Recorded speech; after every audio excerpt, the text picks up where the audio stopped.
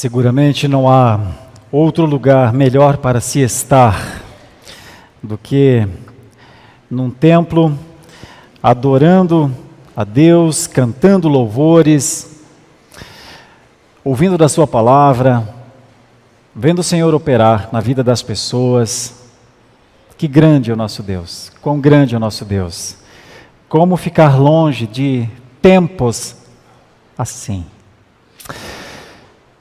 Eu vou falar sobre um texto que é a história da sua vida, de certa forma, você vai perceber. E talvez daqui para frente, em algum outro momento, quando você se lembrar de como foi o teu processo, a tua caminhada cristã, você talvez se lembre dessa passagem. É Atos capítulo 8, versículos 26 a 40.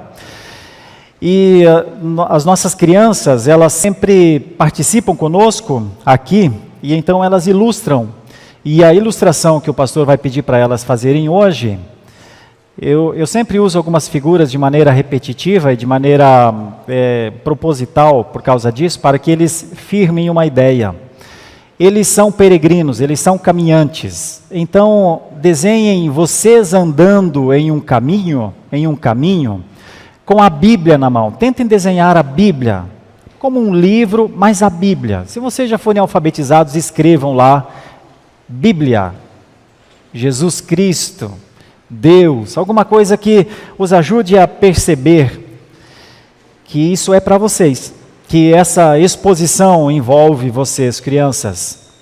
Porque essa é a história de um peregrino, de um homem que estava peregrinando pelas regiões de Jerusalém, e a palavra está diante dele, e um pregador vai encontrá-lo. Então, para vocês crianças, essa é a pregação dos 3 P's: o peregrino, a palavra e o pregador.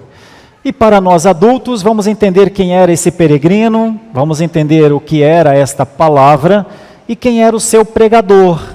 E então vamos aplicar isso à nossa vida, permitindo Deus. Está escrito assim: um anjo do Senhor falou a Filipe, dizendo: dispõe-te e vai para o lado do sul, no caminho que desce de Jerusalém a Gaza. Este se acha deserto. Ele se levantou e foi. Eis que um etíope eunuco, alto oficial de Candace, rainha dos etíopes, o qual era superintendente de todo o seu tesouro, que viera adorar em Jerusalém, estava de volta e, assentado no seu carro, vinha lendo o profeta Isaías. Então disse o Espírito a Filipe: aproxima-te deste carro e acompanha-o. Correndo, Filipe ouviu-o ler o profeta Isaías e perguntou: compreendes o que vens lendo? Ele respondeu: como poderei entender, se alguém não me explicar? E convidou Filipe a subir e a sentar-se junto a ele. Ora, a passagem da Escritura que estava lendo era esta: foi levado como ovelha ao matadouro, e como um cordeiro mudo perante o seu tosquiador, assim ele não abriu a boca. Na sua humilhação lhe negaram justiça. Quem lhe poderá descrever a geração? Porque da terra sua vida é tirada. Então o eunuco disse a Filipe: peço-te que me expliques a quem se refere o profeta. Fala de si mesmo? Ou fala de algum outro? Então Filipe explicou, e começando por esta passagem da Escritura, anunciou-lhe a Jesus. Seguindo eles caminho fora, chegando a certo lugar onde havia água, disse o eunuco: eis aqui a água, quem impede que seja eu batizado? Filipe respondeu: é lícito, se crês de todo o coração. E respondendo ele, disse: creio que Jesus Cristo é o Filho de Deus. Então mandou parar o carro, ambos desceram a água e Filipe batizou o eunuco. Quando saíram da água, o Espírito do Senhor arrebatou Filipe, não o vendo mais o eunuco, e este foi seguindo o seu caminho, cheio de júbilo. Mas Filipe veio a achar-se em Azoto, e passando além, evangelizava todas as cidades até chegar a Cesareia. Ah, meus queridos irmãos, um peregrino andante, uma palavra aberta e um pregador. Nós vamos nos situar nessas 3 ideias, começando pelo peregrino. Quem era esse homem? Esse homem era alguém que morava ao sul de Jerusalém, ia a Jerusalém, provavelmente em uma das suas festas. Um homem muito rico, pelo jeito, cuidava do tesouro de uma certa rainha, a rainha de Candace.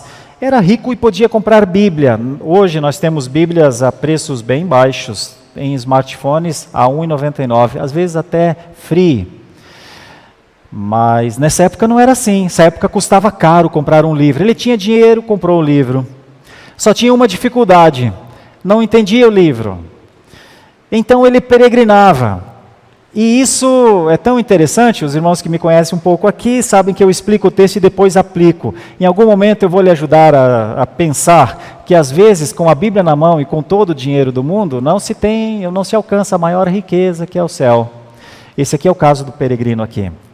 Algumas pessoas muito ricas acham que inclusive podem comprar alguma coisa de Deus com seu dinheiro. Aqui no contexto, quando o evangelho, logo depois que Estevão foi morto, está no capítulo 7, naquele mesmo dia surgiu uma grande perseguição à igreja. Então os discípulos saíram de Jerusalém, desceram a Samaria e foram pregar o evangelho. E a Bíblia diz, aqui no comecinho inclusive de Atos 8, que um mágico, o Simão, ele abraçou a fé, diz o texto, que ele abraçou a fé. Mas conforme o evangelho foi aumentando muito, Pedro e João desceram para ajudar o trabalho lá em Samaria.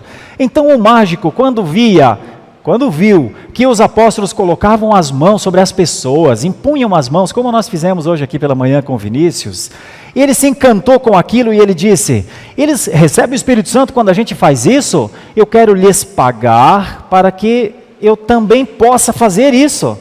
E aí Pedro disse assim: seja o teu dinheiro contra ti, dinheiro não compra essas coisas não, seu mágico. Aliás, é melhor o senhor se arrepender agora, loguinho desse tipo de pensamento, para que te vá bem, arrependa-te já. E aí o próprio mágico, envergonhado, ele diz assim: orem por mim, rogai vós por mim ao Senhor, para que nada do que disseste sobrevenha a mim. É quando ele se deu conta: meu Deus, eu coloquei dinheiro numa história que não é monetária, numa história de valores eternos. Pois o homem aqui, o etíope, o peregrino, ele também estava nessa situação. Ele vai a Jerusalém, ele compra uma Bíblia, de certa forma ele está buscando alguma coisa. Hoje nós temos muitas pessoas que peregrinam pelo mundo afora, existe inclusive peregrinação, turismo de peregrinação. Quando eu estive na Espanha, eu quase fui conhecer o famoso caminho de Santiago de Compostela. É famoso esse caminho. Mas as pessoas vão, e quando chegam naquele lugar, o que elas encontram? Depois de desenvolverem ainda mais a sua idolatria, elas não encontram nada. Elas encontram um lugar apenas lá, tido como o local do sepultamento de Tiago, o meio-irmão de Jesus. Bom, nós temos peregrinações aqui também no Brasil, cidades são centros de peregrinação no Nordeste, no Sudeste, e quase todas as peregrinações, a gente percebe uma fragilidade de compreensão da palavra. Porque o homem peregrina, vai atrás, busca, corre e dá voltas, círculos e mais círculos. Pois este aqui era um homem que havia ido, já estava vindo e não estava entendendo nada. Então os peregrinos, e nós de certa forma somos estes peregrinos, os peregrinos não podem andar em círculo. Eles não podem viver andando do nada para o lugar nenhum. Eles não podem se achar dando voltas em torno de alguma coisa que eles não sabem direito o que é. Esse aqui era um peregrino assim, e aí nós vemos a intervenção de Deus na vida dele. Vamos entender como é que Deus interveio na vida deste homem? Deus chama esse rapaz aqui, o Filipe, que é diácono e que está pregando o evangelho e muitas pessoas, milhares são convertidas. E então Deus fala com ele. Essa é uma época em que situações teofânicas acontecem, que é quando Deus vem e fala diretamente à pessoa, e disse: vá para o sul, vá para o deserto, um caminho deserto. É uma ordem estranha. Filipe vai. E quando ele chega naquele caminho deserto, eis que tem um homem andando no seu carro, lendo um livro. E o texto diz que ele não estava só olhando o livro, lendo o livro no seu carro, voltando para sua casa, meio que dizendo: e agora, hein? Está falando aqui de ovelha, matadouro, cordeiro mudo. Você sabe que cordeiro, ovelha, não berra quando morre, né? Cordeiro mudo, sendo levado para o seu tosquiador, não abre a boca. Parece que esse cordeiro está passando por uma humilhação muito grande. Mas por que ele tem que passar por essa humilhação? Será que não era justo que ele vivesse? Por que lhe tiraram a vida? Por que esse cordeiro foi tirado da terra dos viventes? Eu não estou entendendo nada. E então, é assim que Deus começa a alcançar este homem. É quando Deus manda o Filipe para lá. A palavra, ela já existia há séculos. A palavra, ela apontava para Jesus. A palavra profetizava de Jesus. A palavra dizia, os profetas vieram dizendo.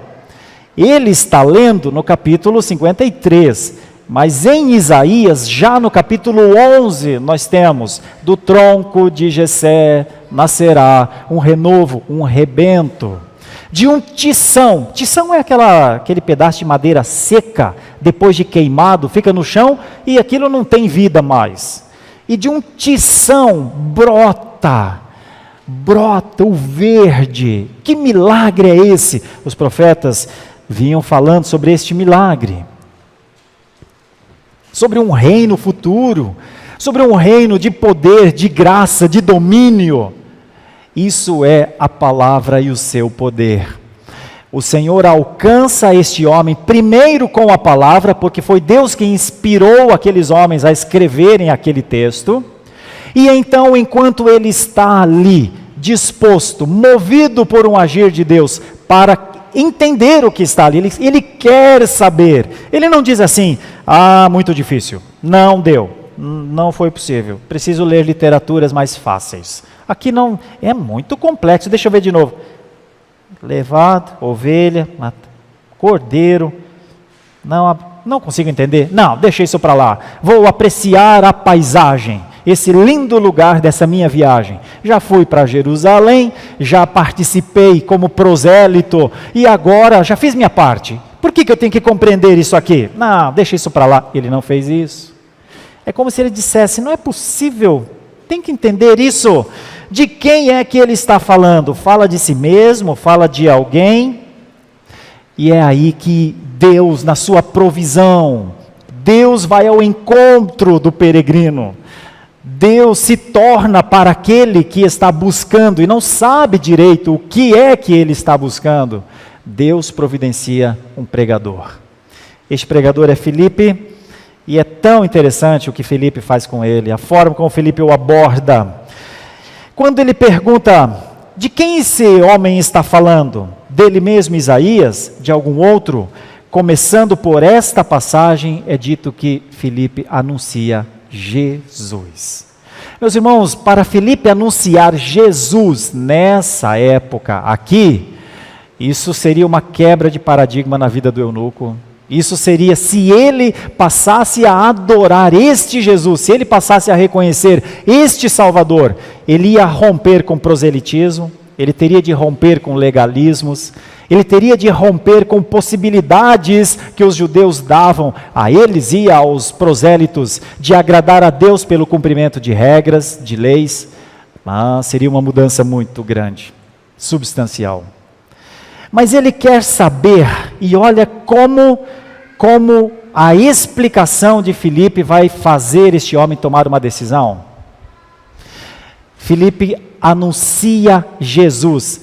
Mas veja, o texto não mostra. O que é que Filipe diz de Jesus para o eunuco? O texto não mostra. Mas ao final, logo depois, ele vai dizer assim, tem água aqui, eu quero ser batizado. Mais ou menos como os nossos irmãos disseram, tem água aqui, a gente quer ser batizado.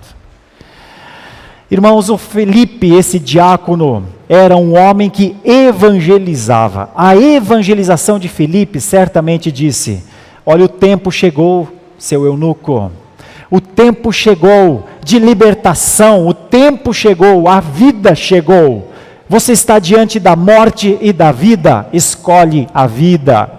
Lá no Antigo Testamento, Deus disse para o seu povo: eis que coloco diante de vós a vida e a morte. Deus não diz assim, lança dado, se cair vida, vida, se cair morte, que pena, sorte não está a seu favor. Deus não propõe salvação assim. Deus diz: eis que coloco diante de ti a vida e a morte, escolhe a vida. Essa é a pregação de Filipe a esse homem. Você já foi a Jerusalém, você já está saindo de Jerusalém, escolhe a vida. E é por causa disso que nós vemos o anúncio de Jesus proporcionando neste homem uma vontade: eu quero fazer parte disso. E então nós vemos o texto, diz que Filipe batizou o eunuco, e logo depois segue o seu caminho, e tem uma última coisinha aqui na passagem, que eu acho maravilhoso, mas não pouco maravilhoso, maravilhoso. O eunuco voltou agora, cheio de júbilo. Isso é alegria.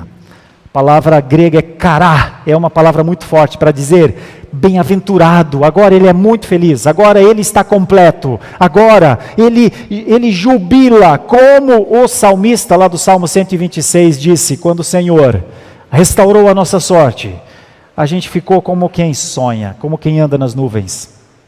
E então a nossa boca se encheu de riso e de júbilo, porque todos os que estavam ao nosso redor diziam: grandes coisas fez o Senhor por eles. Agora o eunuco está voltando sabendo: o Senhor me achou, o Senhor me salvou, eu fui batizado, de hoje em diante, eu, eunuco, na época que não poderia passar pela circuncisão, eu faço parte disso, ele me aceitou, eu não sou um judeu, mas ele me aceitou, eu também sou um filho, eu não sou só criado, eu não sou qualquer coisa agregada, eu sou dele e ele é meu. E então ele não se contém no seu júbilo. Metade da viagem talvez foi em dúvidas, metade da viagem foi em certeza. Ninguém se alegra numa dúvida, ninguém jubila em algo que não sabe o que vai acontecer. Ele sim. E então ele volta ao final. Filipe cumpriu o seu papel e agora ele terá uma vida pela frente. Queridas crianças, essa é a história. Essa é a história do peregrino, da palavra e da pregação da palavra, do pregador. Vamos aplicar isso? Vamos pensar isso? Vamos pensar sobre isso na nossa vida? Você já parou para pensar quanto você já peregrinou? Nós chegamos aqui numa manhã de domingo, belíssima manhã, um pouco quentinha, estamos com os nossos ventiladores ligados, deve ser o nosso último verão aqui com ventiladores, se Deus quiser, no ano que vem nós teremos condicionadores de ar, para passar um verão mais tranquilos um pouco. Mas você está aqui. Isso aqui, de certa forma, é um momento de celebração na sua vida. Você escolheu esse momento para celebrar ao Senhor. Hoje você diz: este é o meu Deus, é o meu Senhor. Mas você sabe que nem sempre foi assim, né? Talvez você tenha vindo como criança à igreja, e eu vi hoje, eu acho tão maravilhoso quando eu vejo crianças cantando. E eu vejo quando vocês cantam, crianças. Eu acho tão maravilhoso. Eles são pequenininhos, às vezes eles olham por trás assim da nuca de alguém para poder ver as nossas telas. E então eles cantam. Eu fico pensando: meu Deus, Deus está vendo o louvor da boca dessas crianças. Às vezes eu vejo pais ajudando os filhos em ler a Bíblia, ajudar. O Novo Testamento está aqui e tal. Mas você sabe que nem sempre foi assim. Eu mesmo, muitos sabem da minha caminhada antes da fé. Já fui romanista, já fui testemunha de Jeová, já frequentei Seixonoye, já frequentei espiritismo de mesa branca. Sei o que é uma vida de um peregrino que não acha o que procura. Sei bem. Talvez alguns de vocês também tenham passado por coisas, por situações, que em algum momento vocês pensaram assim: o que eu estou fazendo aqui, hein? O que eu estou fazendo aqui? Quanta gente já perdeu muito tempo dando voltas sem encontrar o que buscava. Você é um destes? Pode ser que sim. Então pense, se você for um destes, olha o que está te acontecendo agora. Agora, você não está mais em busca de alguma coisa, porque você foi encontrado. Você não está mais procurando Jesus Cristo, você não está mais procurando Deus, foi Ele que te achou. Na sua inimizade, no seu pecado, você jamais conseguiria sair da seita em que você estava, da filosofia em que você estava, do seu conceito sociológico, você jamais conseguiria. Jamais. Você estaria lá, como eu estaria lá. Se o Senhor não tivesse encontrado você, falado ao seu coração, ei, meu filho, eu te dou um nome, meu filho, eu serei o seu Deus, meu filho, eu tenho um compromisso com os seus ancestrais, Abraão, Isaque e Jacó, eu tenho uma aliança com eles, meu filho, você vai me conhecer, quando você estiver diante desta palavra. A palavra, logo depois de você ter sido achado, encontrado, a palavra passou a ser sua amiga. Antes você olhava e falava, não entendo nada daqui. Não estou conseguindo entender nada. É verdade que eu ouço de vez em quando alguns irmãos falando isso. E nós como pastores procuramos ajudá-los. Mas eu vou lhes explicar. O ponto é teológico. Por que é que o eunuco não conseguia compreender nada da palavra? O Senhor Deus, no seu propósito revelacional, na sua forma de se dar a conhecer, usa 3 formas para ser conhecido. Uma forma é a revelação, a Bíblia é a revelação, é a forma de Deus se mostrar. A segunda maneira é inspirar, ele inspirou esses autores, aproximadamente 40, em torno de 1.600 anos, para que nós tivéssemos a Bíblia aqui. 66 livros, 39 no Antigo, 27 no Novo. Isso é o nosso cânon. Isso aqui é a nossa régua de fé e de prática. O Senhor Deus construiu a Bíblia em 3 grandes momentos históricos, com Moisés. E então nós temos os primeiros 5 livros da Bíblia e alguns outros livros históricos. Depois no período profético, e então nós temos todos os profetas, os maiores, os menores, os livros de sabedoria. Enquanto eles iam fazendo esse trabalho, a Bíblia ia sendo feita. E depois no período apostólico, quando os evangelhos foram escritos, quando as cartas foram escritas, quando o Apocalipse foi escrito, e então nesses 3 períodos históricos, período teofânico, período profético e o período apostólico, a Bíblia chegou até nós. Deus fez a Bíblia por seu poder. A Bíblia está feita, completa, pronto, que maravilha. Mas como é que eu vou entender? É aí que nós passamos a usufruir de um outro grande benefício, chamado de iluminação. Era isso que o eunuco não tinha. O eunuco não tinha a iluminação do Espírito. Bom, ele tinha a revelação de Deus, estava lá. Ele tinha todo o Antigo Testamento, os 39 livros do Antigo Testamento estavam lá, mas como é que ele ia entender quem era o Cordeiro? Como é que ele ia entender quem era a ovelha muda? Como é que ele ia entender se o profeta estava falando dele ou isso era uma figura de linguagem? Ele não conseguiria entender.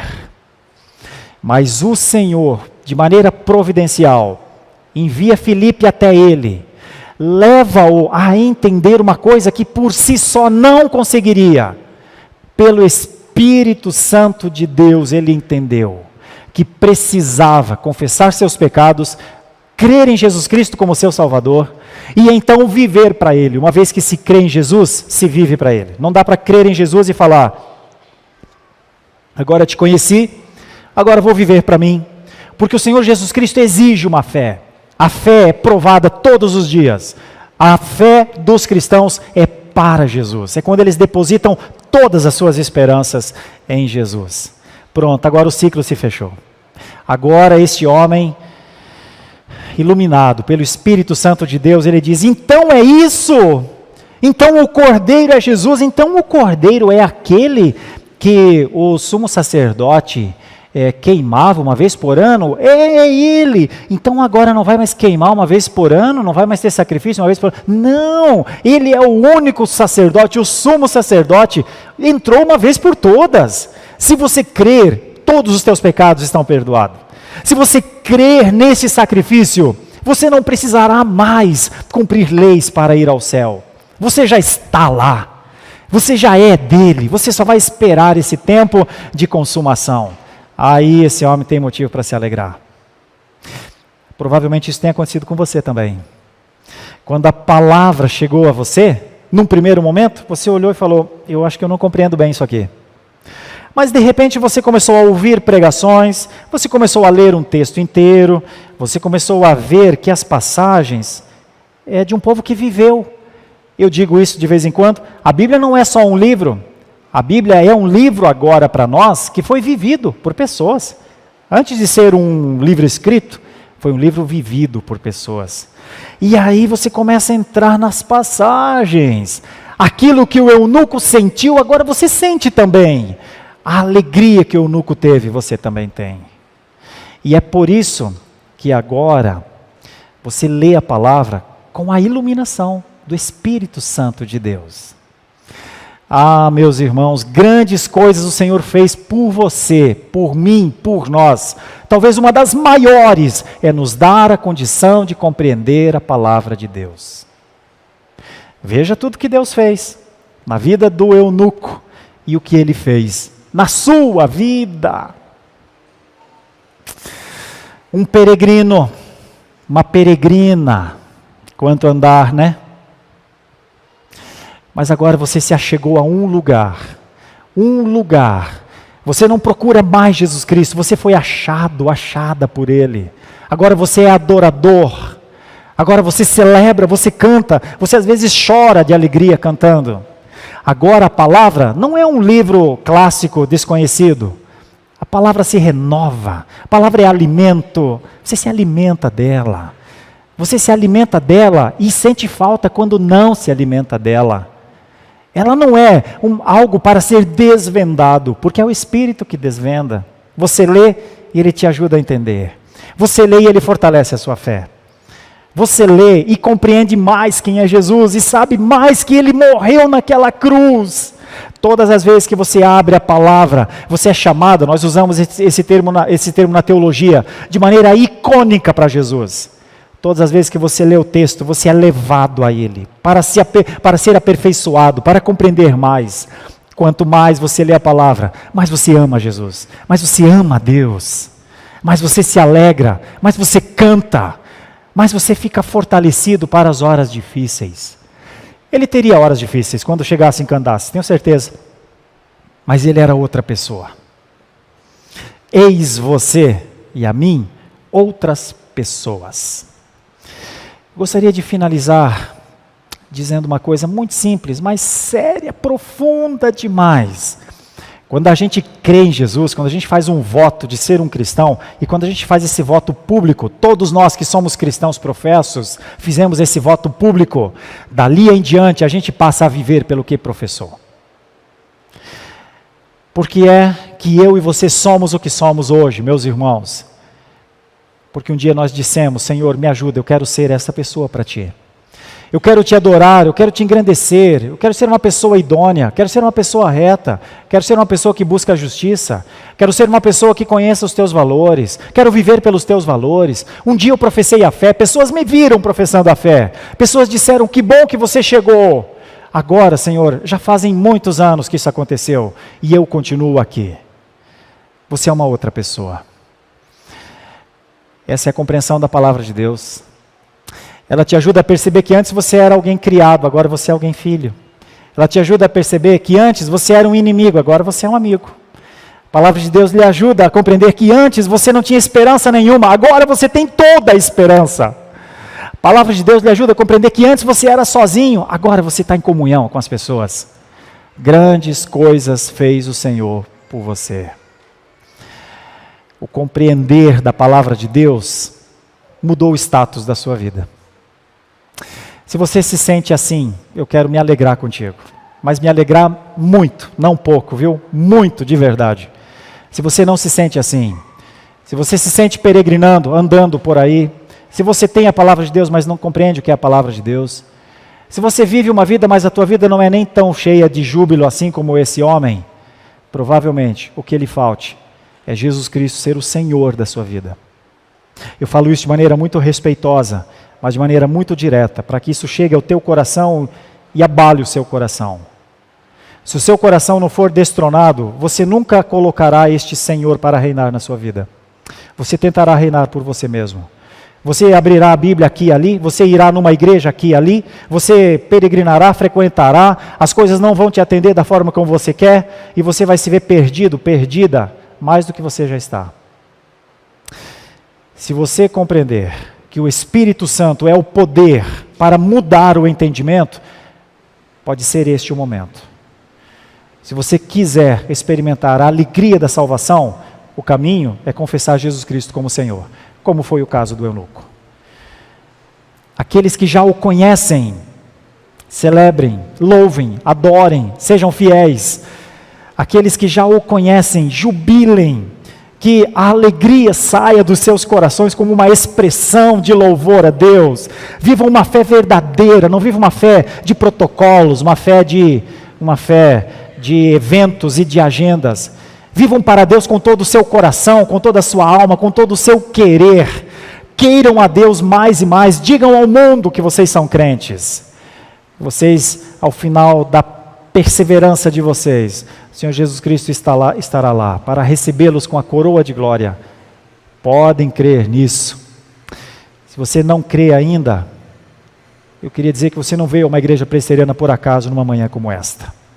Gostaria muito que você saísse deste lugar com um entendimento, com uma compreensão do poder de Deus. Deus fez a sua palavra. Deus nos deu a se conhecer. Ore a Deus: Senhor, abra os meus olhos, abra o meu entendimento. Eu quero compreender o que eu não sei. Ore, eu também quero orar por você. Fechemos os nossos olhos por um instante e vamos orar.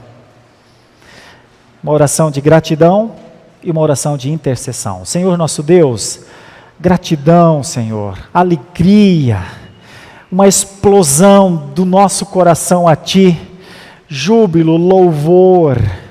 Seja engrandecido, Senhor, seja adorado, Senhor, seja reconhecido, Senhor.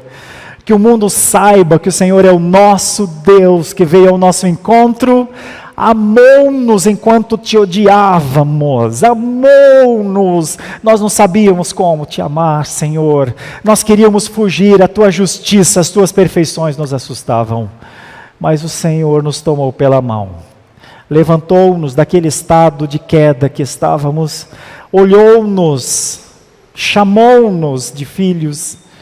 Ah, meu Senhor e meu Deus, nosso Senhor, nosso Pai que estás nos céus, realmente santificado seja o Teu nome, Senhor. Obrigado por Tua vontade que mudou a nossa. Muito obrigado, Senhor. Obrigado porque enquanto estávamos depravados, fugindo, não queríamos nada das Tuas coisas, o Senhor mudou a disposição da nossa alma. Agora a gente Te adora, Te cultua e ainda sente que não Te adora como devia adorar. Ah, Senhor, continua a fortalecer a nossa fé. Mas eu também quero interceder por aquele, por aquela, ou uma pessoa talvez nessa manhã, que ainda peregrina e anda em círculos, ainda não sabe direito o que está procurando, ainda não encontrou o seu lugar. Quero pedir que o poder da Tua palavra invada este coração, de tal maneira que este coração seja cheio, pleno do Senhor, da Sua palavra. Fala-lhe ao coração, Senhor, que o Senhor é bom. Fala-lhe ao coração que o Senhor é misericordioso. Fala-lhe ao coração que mais vale um dia na Tua presença do que milhares correndo para lugares estranhos. Fala-lhes que o Senhor tem paciência. Fala-lhes que o seu pecado, o Senhor Jesus Cristo, morreu por ele. Fala-lhes, dê-lhe paz, dê-lhe certeza, dê-lhe ânimo para ser uma nova criatura. Dá, Senhor, eu Te peço, eu Te peço. E então, Senhor, junto disso, com este chamado, regenera este coração, santifica essa vida, Senhor, glorifica, Senhor, porque nós cremos que tudo isso o Senhor fez conosco um dia. Senhor, muito obrigado por fazermos parte de uma corrente histórica, teológica, bíblica, temente. Muito obrigado por tudo isso. Quero te louvar com os meus irmãos pelo seu poder e quero te agradecer por esses que estão se achegando à nossa igreja hoje e por aqueles que se achegarão, porque eles não têm mais outro lugar para estar a não ser no Senhor. Com um coração dobrado, com o rosto no pó, humildemente dizendo: Senhor, eis-me aqui. Ah, Santo Deus, seja glorificado, Senhor. Nós te adoramos, Senhor. Nós vivemos para ti, Senhor. Não há outro lugar para o nosso coração repousar, Senhor. Santo é o teu nome.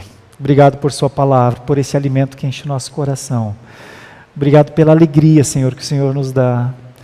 Assim nós queremos te louvar nessa manhã, cantando e dizendo: se há milhões de perdidos nesse mundo, nós já não somos mais. Se o Senhor nos chama para irmos aos nossos amigos, aos nossos vizinhos, aos nossos parentes, eis-nos aqui, Senhor. Senhor, faz conosco o que lhe aprouver. Nossos corações estão dobrados diante de ti agora. Opera, Senhor, aumenta a nossa fé. Que a tua graça esteja sobre nós, que a tua misericórdia seja em nós e vista no mundo por conta da nossa alegria. Senhor, assim seja na vida da tua igreja. Em nome de Jesus. Amém e para a sua glória. Amém. Muito obrigado por nos acompanhar até o final desse vídeo. Para receber mais reflexões e ficar por dentro dos próximos conteúdos, te convidamos a seguir as nossas redes sociais que estão na descrição. Alguns vídeos aparecerão na tela, caso queira continuar nos assistindo. Abraço e até a próxima!